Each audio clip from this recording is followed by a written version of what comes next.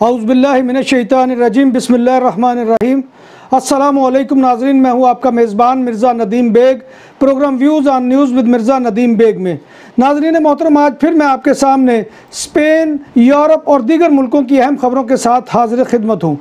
Corona virus के cases के एतबार से स्पेन दुनिया का मुतासरा 8वां मुल्क है, जबकि यूरोप का तीसरा बड़ा मुल्क है। स्पेन की वजारत सेहत के मुताबिक स्पेन में गुज़िश्ता रोज़ कोरोना वायरस से हलाक होने वालों की मजमूई तादाद 32,929 तक जा पहुँची। हुकूमत की रोज़ाना की रिपोर्ट में मुल्क में 24 घंटों में 5,986 नए केसेस रजिस्टर्ड हुए, जिससे स्पेन में केसों की कुल तादाद 8,61,112 तक जा पहुंची है, जो कि बहुत ही बड़ी तादाद है।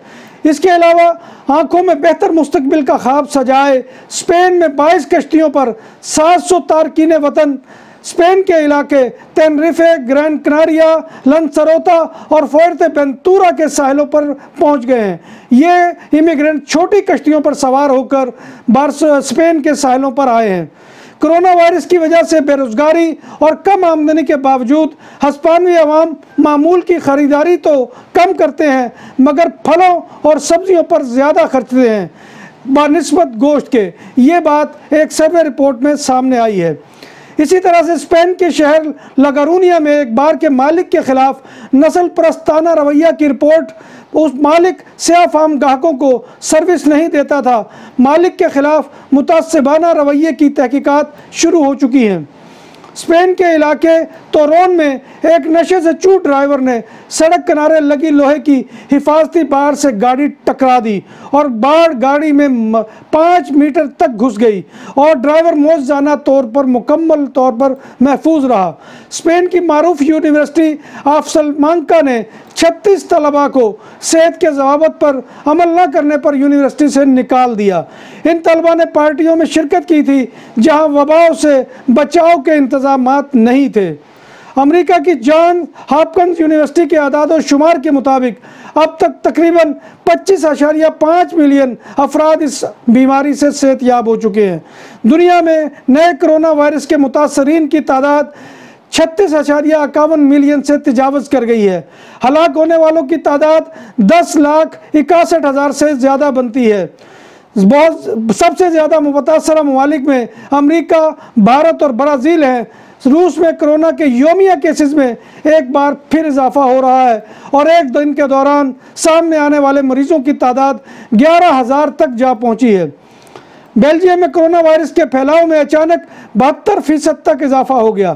फेडरल हेल्थ मिनिस्ट्री के आदाद और शुमार के मुताबिक गुज़िश्ता 7 दिनों में यानी 30 सितंबर से लेकर 6 अक्टूबर तक 3,000 के करीब रोज़ाना नए मरीज सामने आ रहे हैं।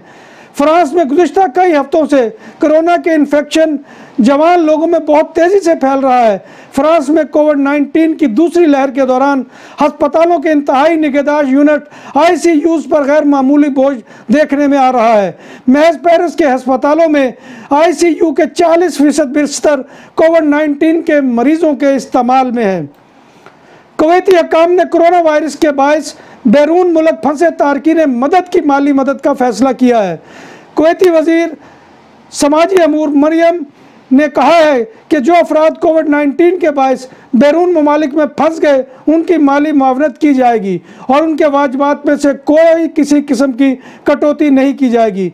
कुवैत के वजीर का कहना है कि अगर कुवैत से बाहर 90 दिनों से ज़्यादा रहे तो कटौती की जाएगी। इस तरह क़याम अगर 180 दिन का होगा तो माली मदद सिर्फ 90 दिन की मिलेगी।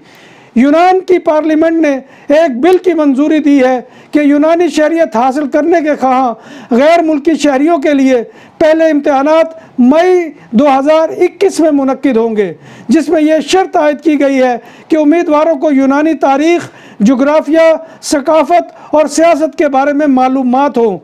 शहरी बनने के लिए तहरीरी टेस्टों में यूनानी ज़ुबान में महारत दिखाना भी होगी। और नाज़रीन मोहतरम, ये वही तरीक़ेकार है कि जो तरीक़ेकार स्पेन के अंदर जो है वो अडाप्ट किया गया है और स्पेन के अंदर जो है उन अफराद को जो है वो नेशनलिटी दी जाती है कि जो 2 इम्तहानात हैं कि जिसमें पहला इम्तहान जो है वो जोग्राफिया से मुतालिक होता है और दूसरा स्पेनिश ज़ुबान के मुतालिक होता है।